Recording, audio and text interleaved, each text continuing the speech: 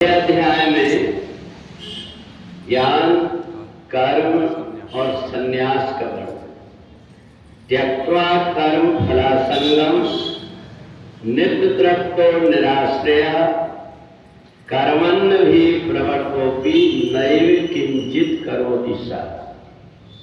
जो अपने आप में आत्मा में तृप्त है और बाहर के विषयों को केवल आवश्यकता पड़ने पर या वासना की संतुष्टि के लिए करता है, वह व्यक्ति कर्म करते हुए भी अकर्ता बना रहता है। भगवान ने चौथे अध्याय में हमारी परिपक्व बुद्धि के विषय में बताया है कि संसार में आकर के ऐसा कोई व्यक्ति नहीं है जो बिना कर्म किए रह सके। काम, क्रोध, लोभ, मोह, मद ये सबके अंदर होते।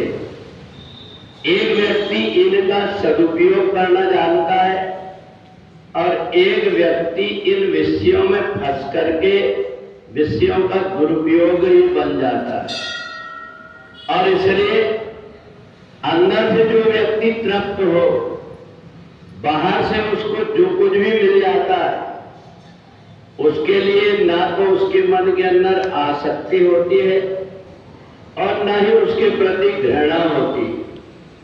जो कुछ भी उस व्यक्ति को मिला, बहुत से व्यक्ति जब अच्छा भोजन बनता है तो कई बार बोलते रहते हैं, आज बहुत अच्छा भोजन बना, 2 रोटी ज्यादा मैंने खा ली।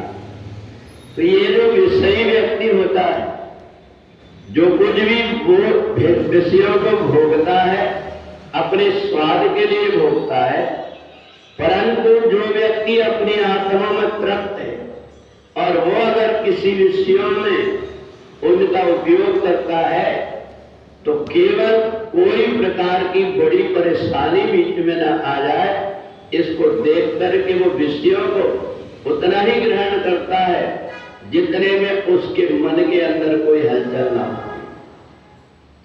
और इसलिए हम अपने शरीर को, अपने इंद्रियों को संयमित करने के लिए रोज भोजन करते हैं।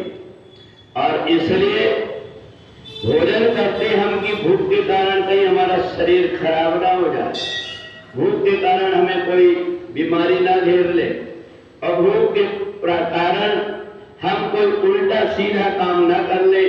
क्योंकि जब व्यक्ति को बहुत भूख लगती है, फिर तड़पने लगता है वो भूख के लिए, और फिर चोरी से या छिप करके जैसा भी मिलता है वैसा कहीं से देना, कहीं से अपनी तृप्ति करना चाहता है।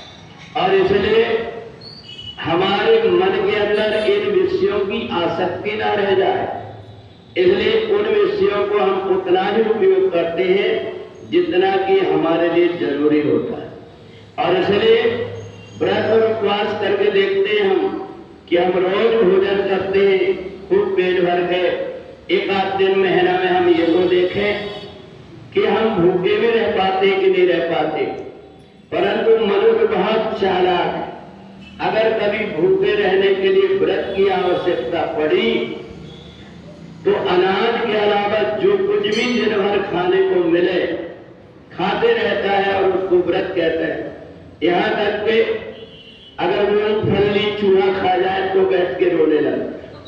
तो इसलिए हम अपने विषयों में इतने न उलझ जाए, इतने एक दिन हम भूखे रहते हैं तो देखें तो कि अपने आप को रोज हम भोजन करते हैं तो बिना भोजन के हम रह पाते कि नहीं रह पाते। और इसलिए इंद्रियों को अगर नहीं होता तो भगवान ने तो ये कहा नहीं है कि तुम भूखे रहो।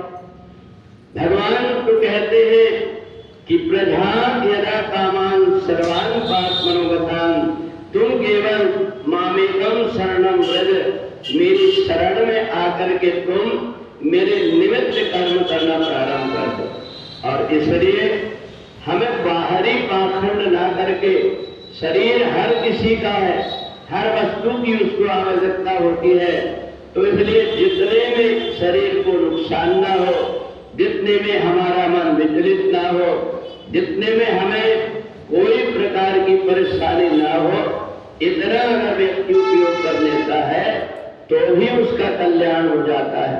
अगर हमारी ये धारणा है भूखे रहने से भगवान मिलते हैं, तो जो व्यक्ति को खाने को नहीं मिलता भगवान तो उसको जल्दी मिलते, पर भगवान खाना छोड़ने से नहीं बल्कि इन विषयों की आसक्ति को छोड़ने से मिलता है।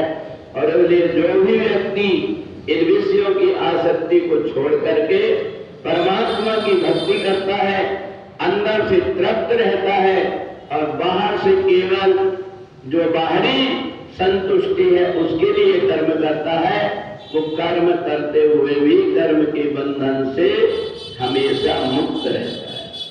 बोले